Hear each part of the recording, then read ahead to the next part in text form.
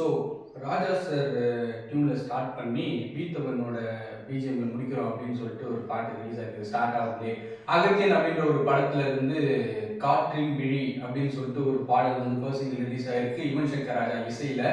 So அந்த பாட்டோட ஒரு ஸ்பெஷாலிட்டியே வந்து ராஜா சாரோட மியூசிக் தான் அப்படின்ற மாதிரி சொல்லலாம். அவர் ஓப்பனிங்ல அந்த புன்னகை மன்னனோட அந்த தீம் அப்படின்னும் போதே ஒரு மாதிரி பாட்டுக்கு வந்து நம்ம அப்படியே ஒரு மாதிரி கான்ஸ்டன்டா பாட்டுல வேற லெவலில் இருக்கும் போல அப்படின்னு. அதுவும் யுவன் சங்கர் ராஜா அவரை பத்தி ஆக்சுவலா நான் சொல்லி ஆகணும்.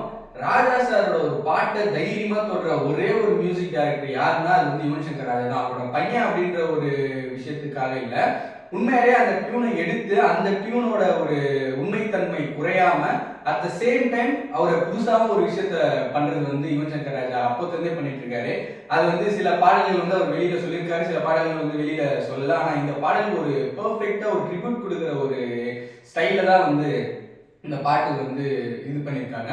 அப்புறம் வந்து பா விஜய் அவரோட லிரிக்ஸ்ல அவரோட ரிட்டன் அண்ட் டைரக்டட் பை அப்படின்னு சொல்லிட்டு அவரோட பேர் வரும்போதே ஒரு சூப்பரா இருந்துச்சு. அகத்தியன் அப்படின்ற ஒரு படம், அது வந்து ஒரு ஃபேண்டசி படம் அப்படின்ற மாதிரி கூட தெரியுது. நம்ம டீசர்லாம் பார்த்த வரைக்குமே பாட்டு வந்து ஒரு மாதிரி ஒரு மெஸ்மெரைசிங்கா இருக்கு அப்படின்ற சொல்லலாம். அது யுவன் சங்கர் ராஜா வாய்ஸ்னாலே அது வந்து டே போங்கடா தான் அப்படின்ற ஒரு ஃபீல்ல தான் வரும் அப்படின்ற ஒரு பட்சத்தில் பாட்டு வந்து ஒரு மாதிரி பயங்கரமாக இருந்துச்சு. அதுக்கப்புறம் எனக்கு ரொம்ப ரொம்ப பிடிச்சது இந்த பாட்டுல வந்து என்னன்னா அந்த வீடியோ செட்டப் அவங்க கொரியோ பண்ண அந்த ஒரு விதம், உள்ள அந்த ஃபேண்டசி மேட்ரு, ஒரு கலர்ஃபுல்லான ஒரு அந்த பாட்டு வந்து ஒரு மாதிரி ராஜா சாரோட பாட்டுல இருந்து ஒரு விஷயத்த நம்ம எடுக்கிறோம் அப்படின்னும் போது அந்த பாட்டுக்கு வந்து கான்ஸ்டன்டா பயங்கரமா வந்து ஒர்க் பண்ண மாதிரி தெரிஞ்சிச்சு. சூப்பரா ஒரு மாதிரி ரொம்ப கலர்ஃபுல்லா நம்ம வந்து விஷுவலை பார்த்துக்கிட்டே இருக்கலாம், விஷுவல் ட்ரீட் அந்த மாதிரி ஒரு லெவல தான் இருந்துச்சு அப்படின்னு சொல்லலாம். அதுக்கப்புறம் வந்து யுவன் சங்கர் ராஜா ஐயோ என்ன சொல்றது இல்லை, அந்த ரெண்டே ரெண்டு நோட்டு தான் எடுத்திருப்பாரு.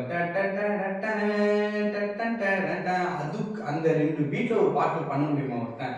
மொத்த பாட்டுமே அந்த ரெண்டு பீட்லயே பண்ணி அது ஒரு மாதிரி பயங்கரமா பண்ணியிருந்தேன். அதே மாதிரி அந்த சொன்னால ராஜா சார் மியூசிக்ல ஸ்டார்ட் பண்ணி பீத்தவனோட பிஜிஎம் முடிக்கணும் அப்படின்ற ஒரு ஃபீல் வந்து, ஏன்னா இந்தியன் சினிமாவோட ஒரு பீத்தவன் யாரு அப்படின்னு சொல்லி பார்த்தா அது கன்ஃபார்மா வேற யாருமே கிடையாது, இளையராஜா அப்படின்றது வந்து தெளிவா தெரியும் எல்லாருக்குன்ற ஒரு பட்சத்தில் அந்த ஒரு ட்ரிபியூட்டும் ஒரு மாதிரி பயங்கரமா இருந்துச்சு. நடுவில் ஒரு ரெண்டு பேர் சொன்னாங்க, அது வந்து நமக்கு தெரியாது, நமக்கு தெரிஞ்சது இந்த ரெண்டு பேர். அப்புறம் யுவன் சங்கர் ராஜா மியூசிக்னும் போது ஒரு மாதிரி சூப்பரான ஒரு பாடல். அப்புறம் ஜீவா ராஷி கண்ணா அவங்கலாம் பார்க்கும்போது ஒரு மாதிரி சூப்பரா இருந்துச்சு. இவங்க ரெண்டு பேரோட ஒரு ஜோடி வந்து ஒரு மாதிரி ஃப்ரெஷ்ஷாகவே இருக்கு அப்படின்னு சொல்லலாம். அதே மாதிரி பாட்டு ஒரு மாதிரி பயங்கரமா இருந்துச்சு. கேட்காத கேளுங்க, ஒரு மாதிரி பயங்கரமான ஒரு பாட்டு Yuvan Shankar Raja and fly mood அப்படின்ற மாதிரி சொல்லலாம். இன் ராஜா மியூசிக், ராஜாவோட டியூன் மியூசிக் சொல்லக்கூடாது, டியூன் ஒரு மாதிரி சூப்பராக இருந்துச்சு. காட்டு விழி இனிமேல் டெய்லி அடிக்ஷன் தான் அப்படின்ற மாதிரி தெரியுது.